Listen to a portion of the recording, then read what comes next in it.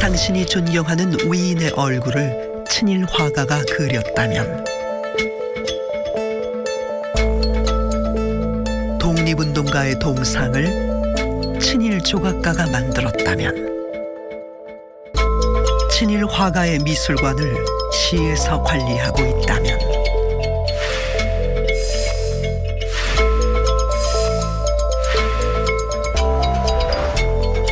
당신은 어떻게 하시겠습니까? 친일 문제를 이렇게 제기했을 때 빨갱이 같은 미꾸라지 한 마리가 미술계를 다 흐트러 놨다, 이런 표현으로 저를 공격하게 됐고요. 우리에게 은덕을 주신 분들을 이렇게 그 논문에다가 거론을 해서 그 욕을 매겨서 되겠냐, 그 문제된 부분을 삭제해라. 좀 더러운 얘기인지 모르겠지만 그 똥 싸놓고 신문지 덮어놓고 다들 쉬쉬하고 있는 거예요.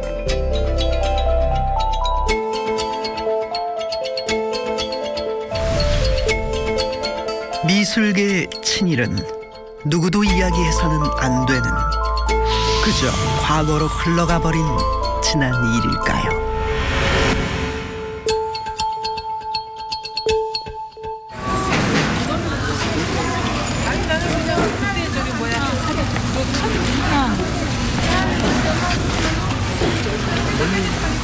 끼니를 준비할 시간이 되면 바빠지는 이곳. 8,000원. 들기름 7,000원. 이거만 드릴까? 들기름 이게만 줘요. 감사합니다. 전통시장에선 여전히 현금이 많이 오고 갑니다.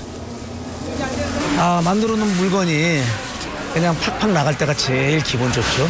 그다음에 이제 손님들이 우리 집 뭐 물건이 좋다 이런 소리 하면서 현금 팍팍 줄 때 아주 좋습니다. 여러분은 돈을 자세히 들여다본 적이 있습니까? 돈에는 우리가 존경하는 위인의 얼굴이 그려져 있죠. 그런데 만원 지폐의 세종대왕 영정에는 우리가 잘 알지 못했던 비밀이 숨어 있습니다. 오늘 그리신 분이 친일하신 화가예요. 일제 때. 대부분은 처음 듣는다는 반응. 그 얼굴을 그린 분이 친일하신 분이 그렸어요. 일제 때. 친일? 예. 친일파? 그렇구나. 근데 매일 쓰시는데 모르셨죠? 몰랐죠. 예, 좀 친일이라는 거 처음 들어봤네? 예, 좀 듣고 나시니까 좀 어떠세요? 기분 나쁘죠. 조금 안 좋죠. 훌륭한 사람 많았는데 어제 그분이 그런 사람이 그랬을까요? 조금 충격적이에요. 되게 화가 나요. 당장 바꿨으면 좋겠어, 진짜. 뭐 친일파가 그리는 어쨌든 뭐 크게 상관은 없다 뭐 이렇게 되죠. 옛날에 친일파지. 지금 일본하고 우리 한국하고 둘이 서로 잘하려고 애를 쓰는데 친일파 이런 거는 옛날 이야기고. 그 정도의 친일을 했다면 자기 밥 먹고 살기 위해서 한 거라고 봐야 돼.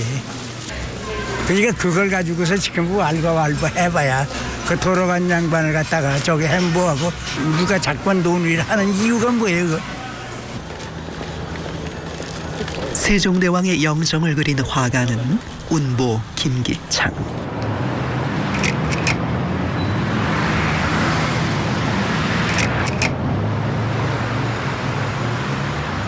그는 친일 화가입니다. 게다가 화가 본인의 얼굴을 그렸다는 의혹까지 있는 상황. 사실 김기창은 세종대왕 영정만 그린 것이 아닙니다.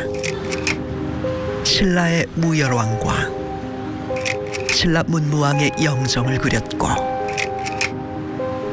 살수대첩의 을지문덕,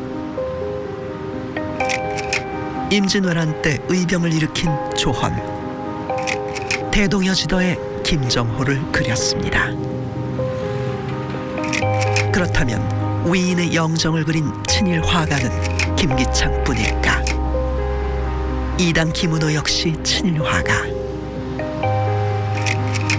그는 조선시대 학자인 율곡 이이와 그의 어머니인 신사임당의 영정을 그렸습니다. 월전 장우성 역시 친일 화가입니다. 임진왜란 때 활약한 충무공 이순신, 실학을 집대 삼은 다산 정약용, 고려의 명장 강감찬, 삼국 통일의 김유신, 유학자 정몽주,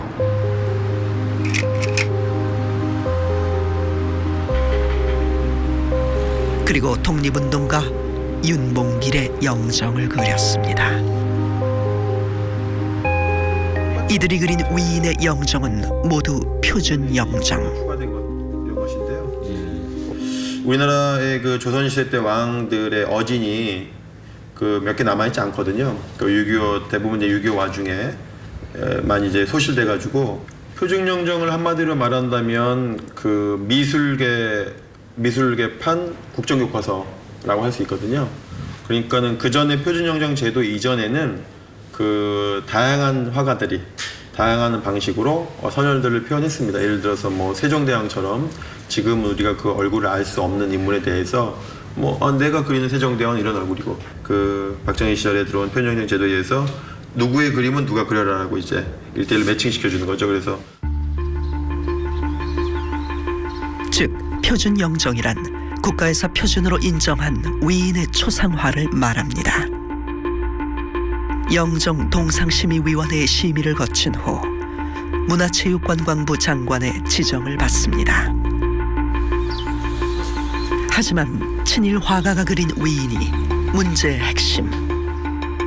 특히 왜군을 물리치거나 일제에 저항한 위인을 친일 화가가 그렸다면 우리는 어떻게 받아들여야 할까?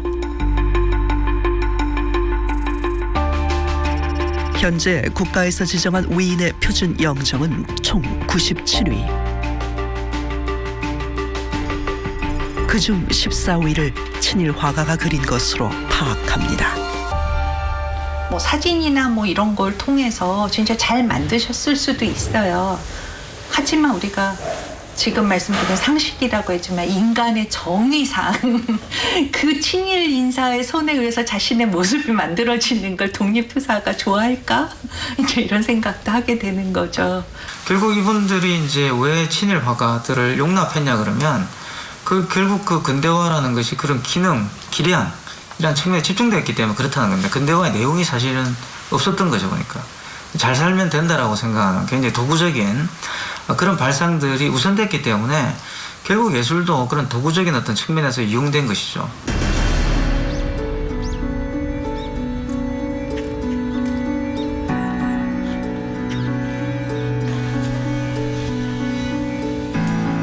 친일 화가들은 해방 이후 행적이 화려합니다.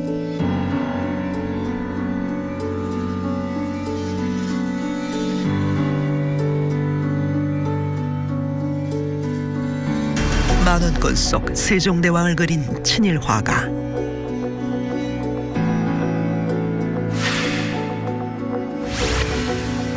김기창은 국립민속박물관의 미술부장을 지내고 홍익대학교 미술과 교수, 대한민국 미술전람회의 심사위원 등을 역임합니다.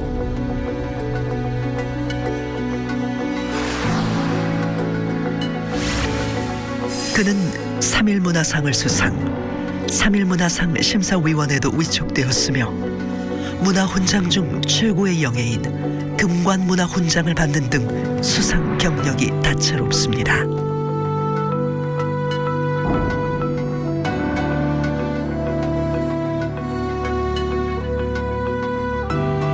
친일 화가 김은호 역시 해방 이후에도 주목받는 화가였습니다.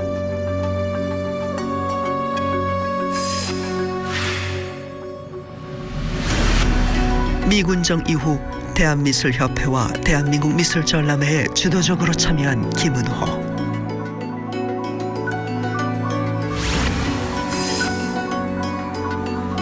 8.15 해방 17주년 기념문화훈장과 3.1문화상 예술부문 본상 등을 수상합니다.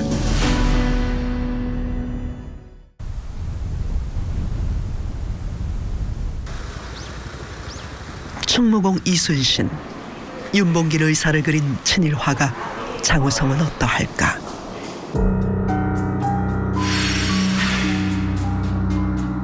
그는 해방 이후 서울대학교 예술학부 미술부 교수, 홍익대학교 미술학부 교수를 비롯 대한민국 미술전람회 심사위원 등을 역임합니다.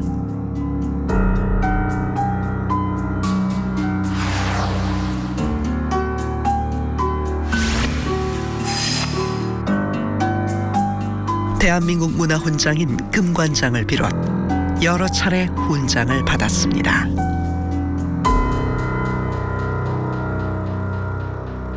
이당 김은호, 운보 김기창, 청정 이상범 이런 그 친일 활동을 했던 그런 분들이 거의 대부분 1960년대 3.1 문화상을 다 받았어요. 3.1 문화상, 예술상을 대부분 다 수상하셨어요.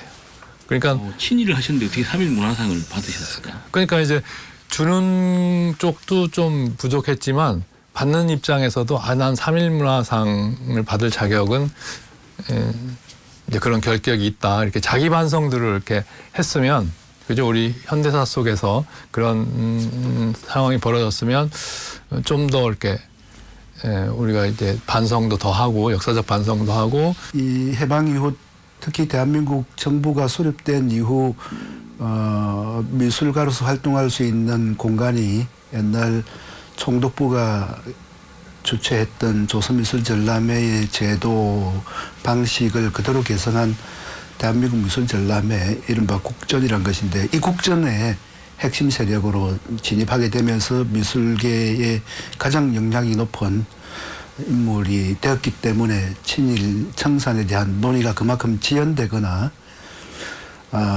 아니면은 묻혔다고 이렇게 볼 수 있겠습니다. 물론 이들이 화가로서 실력이 있었다는 건 부인할 수 없는 명백한 사실입니다.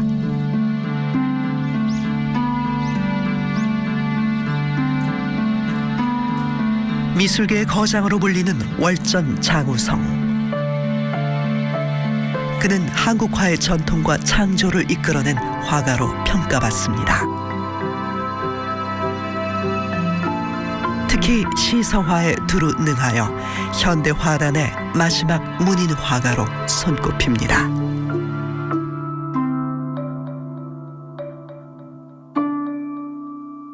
어, 20세기 이전의 문인화에 있어서 이제 중요한 부분이 시, 서의 회화 요 세 가지가 한 화면에 어우러지는 것이었거든요. 그래서 이게 지적인 그림을 추구하는 부분이었다고 볼 수가 있는데, 이제 그런 차원에서 그림 위에다가 그런 이제 그림과 잘 어우러질 수 있는 내용의 그 재발을 같이 적음으로 인해 가지고 그림의 좀 이제 완결성을 이제 추구한 부분이 어떤 작품 세계의 특징이다, 그렇게 말씀드릴 수가 있을 것 같습니다. 이당 김은호는 순종의 어진을 그린 최후의 어진 화사입니다.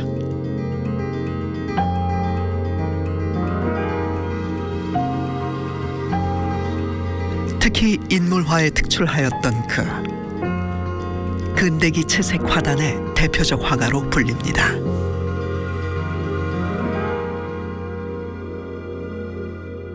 한국 화단에서 김은호 화백의 위치 대단하죠. 왜 그런가 하면 한국 미술을 발전시킨 장본인이에요. 다른 훌륭하신 화가분들도 많이 계신데 우리 선친만큼 제자들을 많이 길렀다든가 이런 분은 안 계세요. 한국화의 지평을 넓힌 천재 화가로 꼽히는 운보 김기창.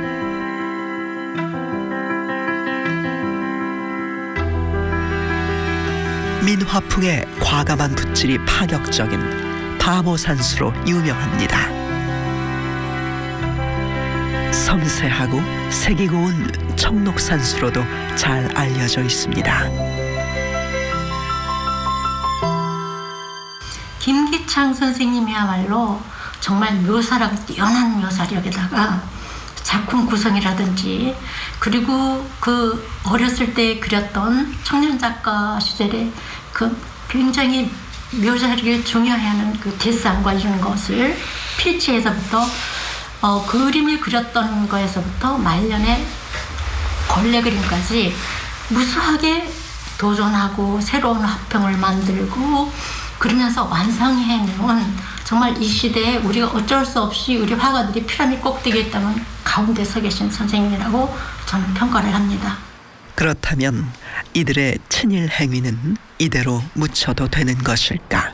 그때 그렇게 반일하고 항일하고 그랬더니 집안만 망하고 교육을 못 받아서 빈민으로 떨어졌는데 친일파들은 잘 먹고 잘 살고 교육도 잘 시켜가지고 부자로 잘 살아. 그러면 나는 앞으로 그런 상황이 됐을 때 어떤 걸 선택할 것인가. 그 부분에 영향을 미친다는 거죠. 반성을 하지 않으면.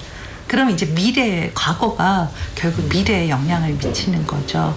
뭐 친일 미술가들 다 죽었는데 지금 뭐 이런 거에 청산이 무슨 의미가 있냐 이렇게 얘기를 하시겠지만 이 사람들이 떠나고 나서 그 사람들이 심어놓은 그러니까 인적 구성이 그러니까 하나의 미술계에 있어서의 그런 그 권력 구조를 갖다가 만들어내고 또 지금 말씀드린 그러한 식민 미학이 하나의 그 사람들로 하여금 어떤 일상에서 접하게 되는 화폐에서부터 동상이니 뭐 이런 그 우리가 매일 접하게 되는 이런 시각 문화 속에 그대로 지금 그 남아서 그 진행이 되고 있기 때문에 친일을 한 사람을 배제하고 없애버리자가 아니라 친일을 한 사람들의 논리를 파악함으로써 친일 화가들의 의미를 재구성하고 그걸 통해서 우리 한국 사회가 가지고 있는 여러 가지 문제점들을 함께 더 나은 방향으로 개선해 보자라고 이제 생각을 해야 되는 것이죠.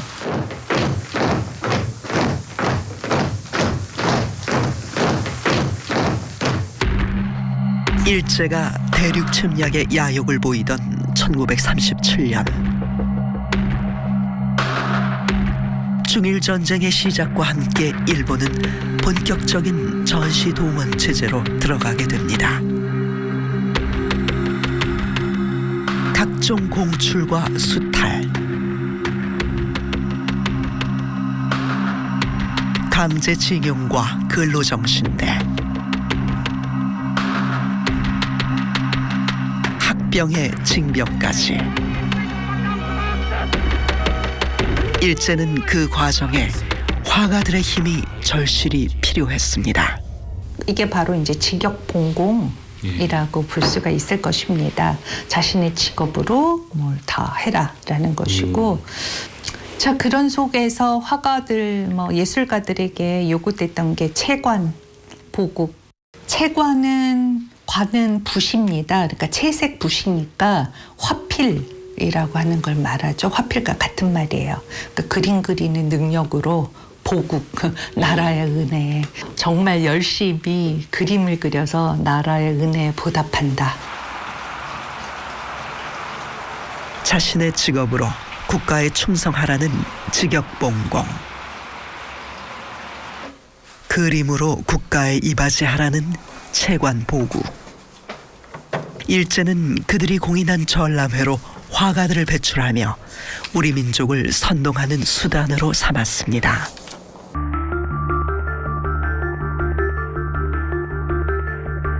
김기창은 1931년 제10회 조선미술전람회 판상도무를 출품해 입선한 후 16회 고담으로 최고상인 창덕궁상을, 이듬해 하일로 총독상을, 18, 19회에 연이어 특선을 수상하며 조선미술전람회 추천작가가 됩니다. 이후부터 반도총후미술전람회와 조선남아연맹전람회, 결전미술전람회에도 참가합니다.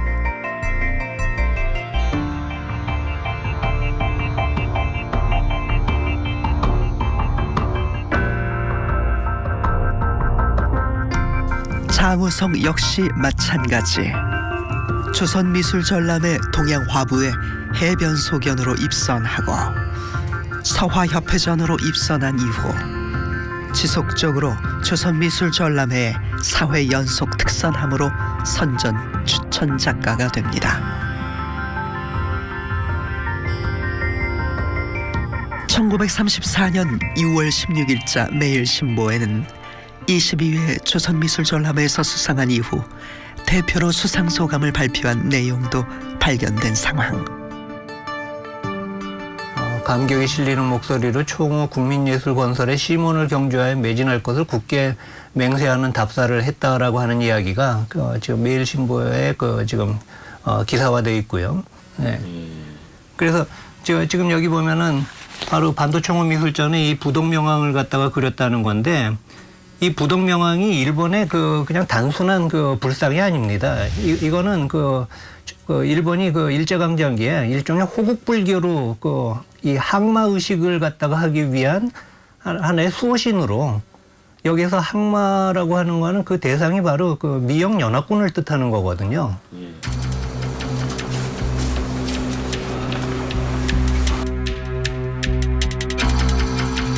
김은호는 조선미술가협회 창립위원과 평의원으로 활동했습니다. 조선미술가협회는 미술가들의 총력을 발휘하고 직역봉공을 위해 조직된 단체.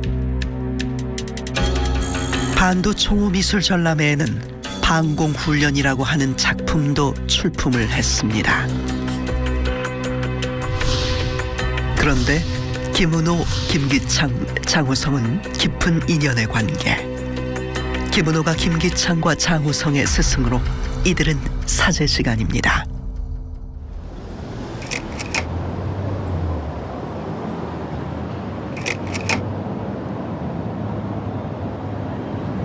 일제 말기로 넘어오면서 일제는 더욱 노골적인 친일 작품을 요구합니다.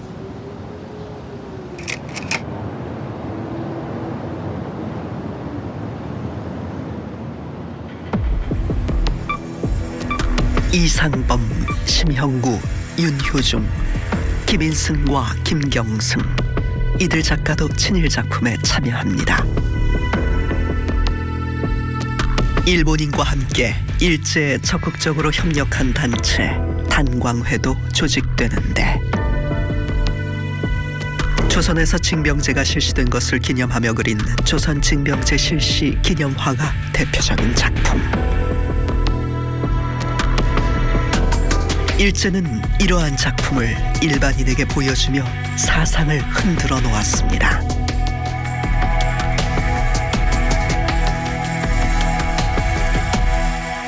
사람들은 어떤 사상이나 눈에 보이지 않는 경험, 이런 것들을 공유할 수는 있지만 그것이 정확한 모습은 띄지 않거든요. 그런데 그것을 그림으로 나타내거나 조각으로 만들었을 때 사실로 믿습니다. 그런 면에서 이미지가 힘이 강하다라고 볼 수가 있고, 따라서 일제강점기, 일제에 부역하는 이미지를 생산한다라고 하는 것은 정말 글을 못 읽는 많은 사람들이 있었던 때 그림으로 무엇을 확인케 하는 것이어서, 김기창의 그림 중 가장 손꼽히는 친일 작품은 총후병사.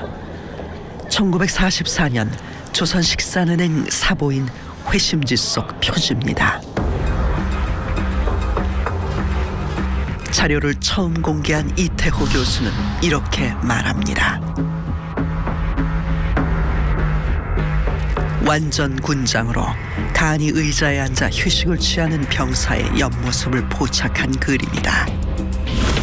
얼굴과 주먹진 손에서 성전에 참여한 멸사봉공. 그러니까 일제를 위해 힘쓰려는 굳은 의지가 생생하게 담겨 있다. 1943년 매일신보에 발표된 님의 부르심을 받들고서 이 시화 연재물에 그린 사파 역시 논란의 작품으로 친일 반민족 행위 진상규명 보고서는 이렇게 분석합니다. 군복 차림으로 축이병이라는 어깨띠를 두른 당당한 표정의 조선 청년의 모습을 그려 징병된 기쁨을 표현하였다. 님의 부르심을 받들고서에 대한 이야기를 좀 해주세요. 님이 일본 천황이죠. 일본 천황이 불러서 전쟁에 나가는 얘기예요. 그러니까 조선 징병에 자원하자라는 얘기예요. 예. 그래서 그거를 매일신보에서 이렇게 특집을 마련해서 하루에 한 건씩 친일이다라고 라고 얘기를 하자 김기창 스스로는 말하기를 이건 아니다. 이거는 정말 이웃의 얘기인데 이 두 노인이 이제 늙어서 아들을 낳았다. 그랬는데 그 황병으로 나갈 수밖에 없어서 그때 그런 어떤 슬픈 상황에 대한 것이다. 라고 얘기를 하고 있거든요.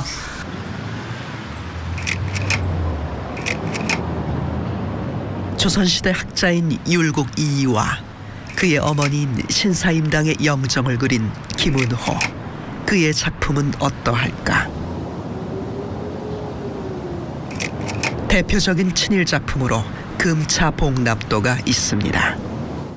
이당 김은호가 당시 그 최고의 친일파 귀족이었던 윤도경의 처가 이제 애국금차회 애국 부인회 이제 회장이었는데 그들이 애국 부인회에서 이렇게 모임에서 금비녀 그다음에 금부치 돈 이런 걸 모아서 이제 일본군 사령관에게 이제 국방 헌금을 내는 그런 과정을 이제 그림으로 그려서 이제 천황에게 보낸다고 그러고 그게 이제 매일신부에 나오고 이런 걸 통해서 이제 화가로서 이제 그 사회적 뭐라 그럴까 출세 세속적인 출세죠. 당시 김은호의 금차복납도는 사회적으로 굉장히 주목을 받았습니다. 그만큼 일제에는 중요한 의미가 있던 금차복납. 취재팀은 1937년 당시로 추정되는 애국 금차회의 금차복납 영상을 어렵게 입수했습니다.愛国検査会を設け届ける日の終生の記念として身にも代え難き金のかんざしを国防献金にアテントするこの運動はやがて一般婦人に呼びかけられ金かんざしの持ち合わせなき婦人は献金袋を差し出すという積聖の表れには何人も深き感動を覚えずにはおられません。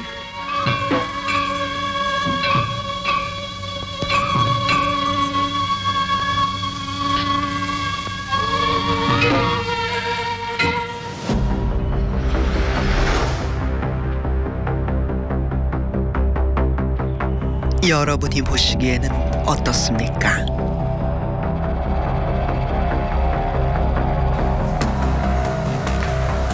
그렇다면 이러한 평가를 듣는 화가의 입장에선 하고 싶은 말이 없을까? 친일 화가의 관계자를 만났습니다. 저는 친일하지 않았다고 단정짓지는 않습니다. 그 격동의 시기에 정말 비참한 시기에 살아내야 했던 우리 백성들이 겪었던 슬픔이에요. 자발적으로 나가서 그런 운동을 했겠습니까? 그리고 즐거운 마음으로 했겠습니까? 저는 거기 그 살아냈던 우리 민족의 아픔이나 백성들의 그런 고뇌는 정말 생각해주지 않고 이렇게까지 정말 가혹하게 할 수 있는가? 친일파라는 누명을 쓰면은 다 의미가 없습니다. 그 친일파라는 그 이제 누명이라고 보시는 그렇죠. 누명이죠. 네. 그 누명입니다. 3.1운동 때 3.1 그 독립신문 독립신문 돌리다가 잡혀가지고 핍박도 받으시고 서대문 형무소에서 복역하셨어요. 이게 좀 어떻게 보면은 이제 국가에서 이제 공식적으로 그 부분을 이제 인정을 하고 있는 부분이 아닌가. 누가요? 그러니까 이제 김은호 선생께서 누가 했었는데 그거를 한 사람들이 그 당시 사정 아무것도 모르는 사람들이 했어요. 그 진상조사위 조사관들이요? 뭘 알아요 그 사람들이 지금 태어나서 그 당시 삶을 알아요? 그러니까 모르잖아. 뭐 직접 살지는 않았지만 굉장히 객관적인 자료들을 가지고 이제 그런데요. 그 자료 뒤에는 했을 많은 사람들이 뒤에서 피나는 노력을 하고 산 사람들도 있어요. 거부할 수 있는 방법이 없었던 그런 상황이었던 거죠. 그래서 이제 월전 선생님께서도 자발적으로 그 작품을 출품하셨던 게 아니라 어쩔 수 없이 그런 전시 상황 속에서 이제 출품을 이제 하실 수밖에 없었는데, 그리고 이제 그 당시에 뭐 여러 그런 그 약간 친일 성향의 그런 미술 전람회들이 있었습니다. 그래서 이제 조선 남화 연맹이라든지 단광회라든지 구신회 같은 그 당시 상황에 부응하는 전람회들이 많이 있었는데 월전 선생님은 거기에 한 번도 참가하신 적이 없고요. 자발적인 의도가 아니라 굉장히 이제 하지 않으면은 굉장히 곤란해지는 힘들 수 있는 이제 그런 상황에서 강제적으로 출품을 하셨던 게 그게 논란이 되고 있기 때문에 굉장히 좀 안타깝게 생각이 됩니다.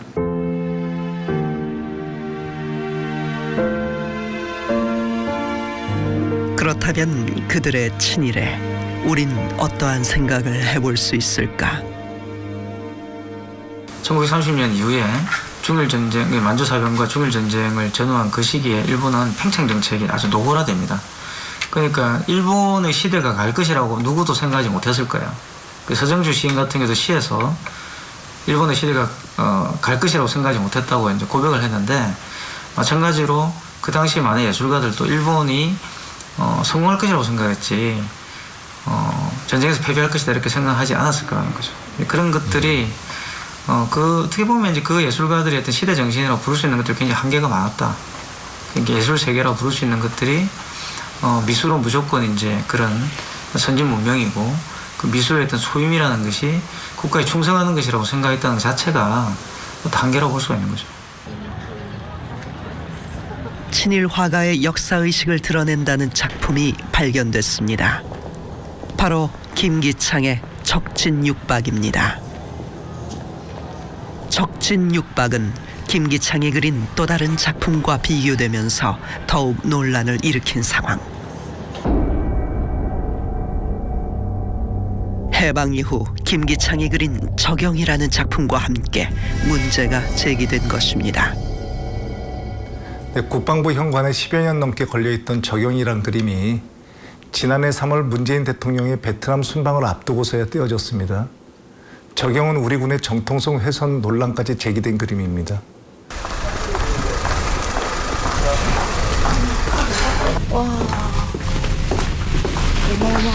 취재팀은 작품 적영이 전쟁기념관 수장고에 보관되어 있다는 사실을 입수. 어렵게 국방부의 협조를 받아 적영을 공개할 수 있게 되었습니다. 뉘어있는 상태로 마주하게 된 적영. 이게 저기 그 전에 방송에 공개된 적이 있나요? 이 그림은? 이거 궁금하네요. 이거 따로 방송에 공개된 적 있나요? 저희 쪽에 오고 나서는 나간 적이 없어요. 네, 그리고 적용이 조금 그 전에 이 적용 때문인지는 모르겠는데 운영지역과 문제는 있었던 걸로 알고 있거든요. 근데 방송에 나가는 건 모르겠어요. 아마 국방부가 촬영 협조 안 해준 걸로 알고 있어요. 아, 그러면 이번에 방송으로 나가는 건 이번이 처음이네요? 그럴 것 같아요.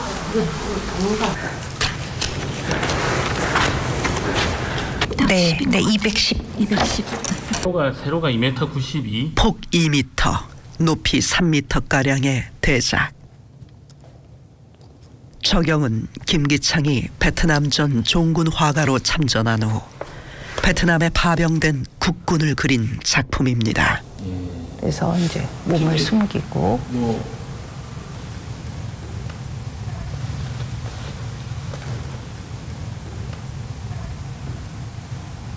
적에 그림자 영자를 써서 저게 그림자?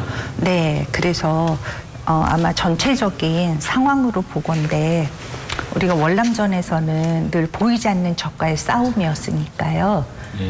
그런 흔히 말하는 이제 잠복되어 있는 숨어 있는 베트콩을 찾아가는 그런 모습이라고 이해할 수 있겠습니다. 그렇다면 베트남전의 국군을 그린 이 작품이 친일과 무슨 연관성이 있는 것일까? 일제강점기의 어린이 잡지인 소국민. 이곳에 소개된 적진육박과 비교할 때 연관성은 확연히 나타납니다.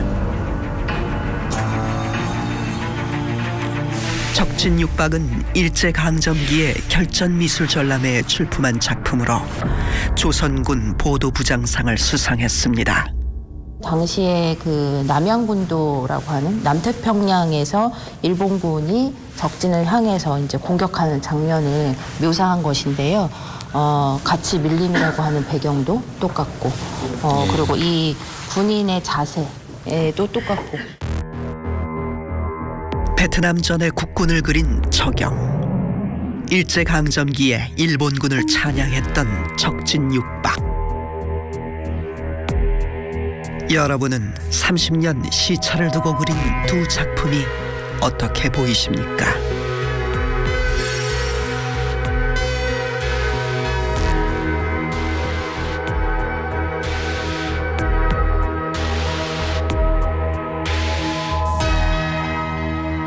자기 표절을 한 거잖아요. 그러니까 자기 표절된 작품을 우리가 그동안은 전혀 모르고 이 작품이 한국 국군의 어떤 용맹한 모습의 한 단면을 기록한 그림으로 알고 있었는데 그렇지 않은 씁쓸한 현실을 이제 우리가 역사적 사실을 알게 된 것이니까 그런 부분들이 어떻게 대중에게 우리 국민들에게 소개가 될 것이냐 이 작가에 대한 작품의 하나로서 그런 부분들은 고민이 됩니다.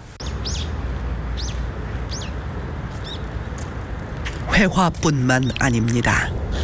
조각도 친일파 논란이 있습니다. 독립운동가인 백범 김구 선생의 동상을 친일파가 만든 것. 지금 여기 1969년 그 조각 김경승 지금 돼 있죠? 예. 이건 정말 그 우리 사회가 정말 반성하고 이건 그 후한무치의 삶을 살고 있구나라고 하는 결정적인 어떤 증거라고 볼 수가 있어요. 그러니까 이런 분들에 대해서 그 우리가 그 살아 생전에도 그 제대로 대접을 하고 또 이러한 정신들을 갖다가 후대에 기리게끔 그 해야 되는데 지금 이런 식으로 이분을 갖다가 기념하게 한다 그랬을 때 그 과연 뭘 기념을 갖다가 할 수 있을지 이거는 차라리 그러니까 모욕을 주고 그 욕먹이는 일이거든요. 이런 일은. 친일 인명사전에서 김경승은 일제 동아시아 건설주의를 웅변, 후방 총동원을 고무시킨 인물로 거론됩니다. 해방 후 백범 김구뿐만 아니라 안중근, 안창호 등 독립운동가의 동상을 만든 김경승. 이순신 장군의 여러 동상과 세종대왕의 동상도 만드는 등 작품이 많습니다. 조각 분야의 독보적인 인물이라고 해도 과언이 아닌 상황. 특히 이제 그 김경승 이제 조각가거든요. 그 친형이 이제 김인승인데 그 형제 친일파라고 할 수 있죠. 김인승, 김경승. 형인 김인승은 이제 미술 회화를 그린 분 화가고 동생 김경승은 이제 조각을 했는데 그 당시에 애국위인 조상위원회라고 하는 그 조직이 만들어졌고 그 위원회 위원장이 이제 김종필 씨가 그 당시에 위원장이었는데 그러면서 각종 지금 우리가 많이 볼 수 있는 독립운동의 동상을 60년대에 많이 만들게 되는데요. 그 당시에 이제 거의 뭐 김경승 씨가 독보적으로 많은 동상을 만들게 되죠. 사실 김민수 교수는 친일 미술가 문제를 제기했다 수모를 겪었다고 말합니다. 보는 것만 이렇게 해가지고. 미대 원로 교수들의 친일 행적을 논문에 기록했는데 이후 겪은 일이 참으로 당황스러웠답니다. 당시에 그 학장으로 계셨던 그 분이 그 저를 학장실로 그 호출을 갖다가 하는 거예요. 오라고. 그러더니 그 이 양반이 하시는 얘기가 그 우리에게 은덕을 주신 분들을 이렇게 그 논문에다가 거론을 해서 그 욕을 먹여서 되겠냐. 그 문제된 부분을 삭제해라. 이렇게 저를 종용을 갖다가 무려 한 4시간 정도를 갖다가 계속 협박을 하면서 제가 그래서 문제된 부분을 빼면은 그 앞으로 널 그 뭐 보장해 주겠다. 뭐 이런 얘기도 했고 그랬더니 4시간 반 정도를 갖다가 뭐 이런 협박도 하고 회의도 하고 뭐 여러 그러더니 나중에는 화를 내면서 이제 돌아가라고. 난 앞으로 너한테 무슨 일이 있어도 난 그거 모른다. 이후 돌아온 건 서울대 교수직의 재임용 탈락이었다는 김민수 교수. 이제 2년 후에 제가 교수 재임용 심사를 갖다가 받는 과정에서 이제 제가 연구 실적을 초과해서 채우고도 그러니까 재임용에서 탈락을 갖다가 하게 됐었던 거죠. 그래서 6년 반 동안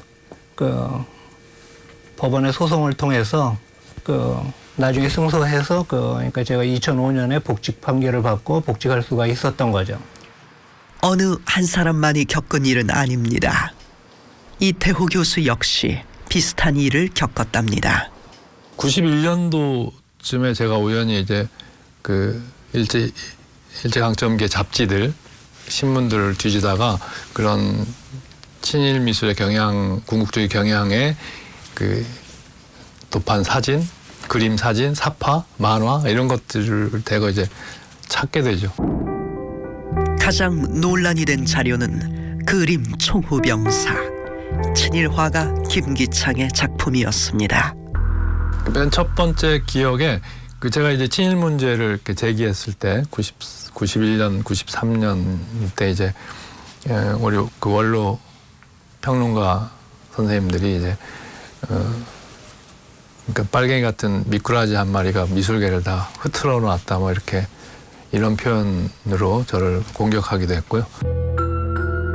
보이지 않는 권력의 힘. 뚜렷한 역사의식이 없었다면 문제 제기는 쉽지 않았을 겁니다.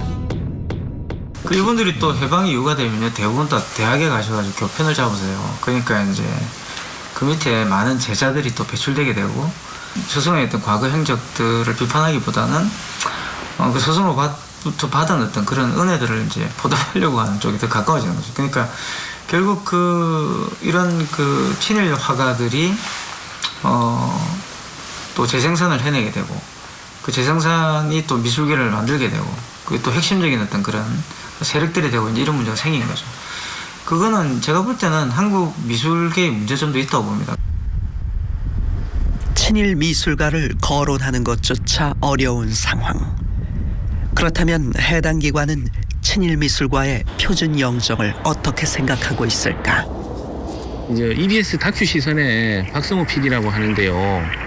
EBS 다큐 시선, 예, EBS요, 예. 예. 저희 일전에 저희 작가 통해서 한번 인터뷰 요청 좀 드렸었는데. 예. 저희들이 다들 그들도 이게 우리가 뭐라고 말할 수 있는 사안이 아니다. 네. 되게 굉장히 강화문형탕 처리가라요. 이게 더 많단 거예요. 그래서 이거를 우리가 말할 수 있는 사안이 아니다. 지금 현재 규정상으로 이 작가가 친일 작가가 됐다고 해서 이걸 해제할 근거는 없어요. 작품을 이렇게 해서 해제할 근거는 없다고.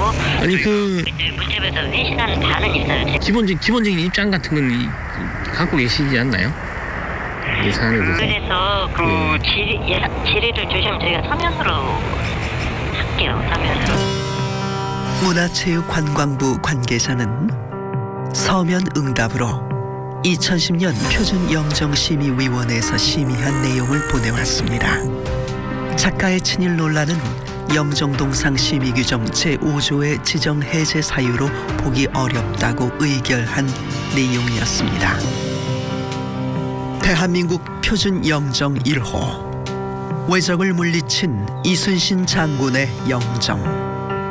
하지만 친일 화가가 그린 영정이 이순신 장군의 사당인 현충사에 자리 잡았습니다.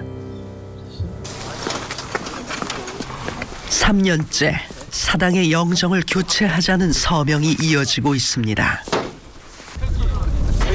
하지만 영정을 교체하거나 수정하는 방향에 대해서는 특별한 답을 듣지 못한 상황. 그래도 이들은 서명 운동을 끝내지 못합니다. 여기 더 땡기라고? 예, 이거 더 땡기자.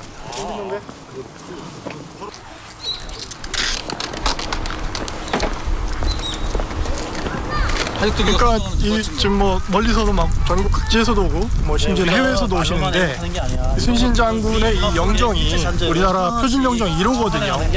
근데 이 그림분이 이 친일을 했지만 또 그 당시에 그 그림 복식하고 맞지 않기 때문에 또 친일을 했고 이순신 장군은 일본과 전투하면서 돌아가셨고 이런 분들 모신 사당인데 일제를 찬양하던 도저히 뭐 친일 화가의 손으로 그려진 어울리지 영정, 않는다고 보는 겁니다. 여러분들의 서명으로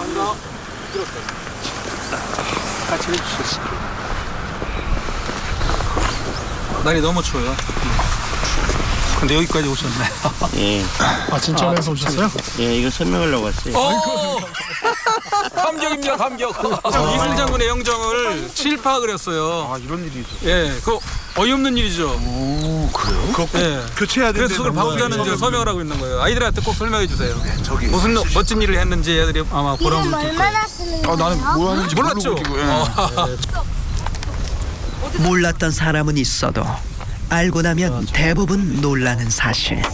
아빠랑 삼촌 어디 가셨어요? 이순신 장군의 영정을 다른 사람도 아니고 이순신 장군의 영정을 친일파 그렸다는 거 용서할 수 없어가지고 아이들한테 그거 얘들이 한 것이 그런데 힘을 더했다고 알려주시면 됩니다. 자, 이게 쓰고 저 이거 왜 하는지 엄마한테 꼭 물어봐야 돼. 왜 너희들이 하는 게 이게 애국이다. 이거 배경으로 한번 찍으셔야지. 글자 배경으로. 그래도 친일이 되는 거야? 친일이 되는 거야? 잠시 이쪽으로 좀 와주시죠. 시간 있으시면 이거 보시면 조금 더 이해가 되니까. 반대 의견을 가지거나 아예 무관심한 사람도 존재합니다. 좀 연세가 이렇게 드신 분들, 특히나 이런 분들은 아무래도 이 친일, 그때 친일을 하지 않은 사람 누가 있느냐, 뭐 이런 그 말부터 시작해서 또 그 그림 하나 바꾼다고 뭐가 달라지느냐, 참 이런 말을 들을 때가 아주 가슴이 아파요. 친일 미술가, 여러분은 어떠한 시선에서 바라보십니까?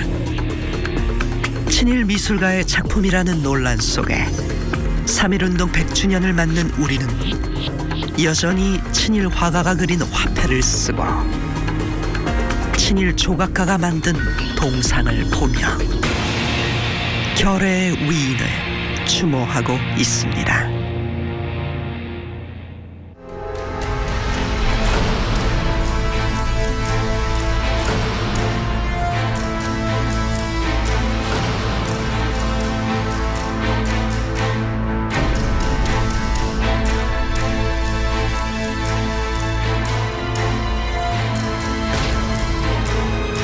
해방 후에 그 친일파들이 단죄가 되지 않았기 때문에 계속 이어지게 될 거예요.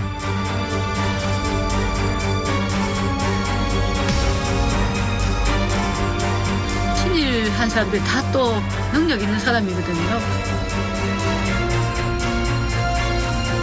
안희태 선생님의 친일은 국제적이라고 할 수 있겠죠.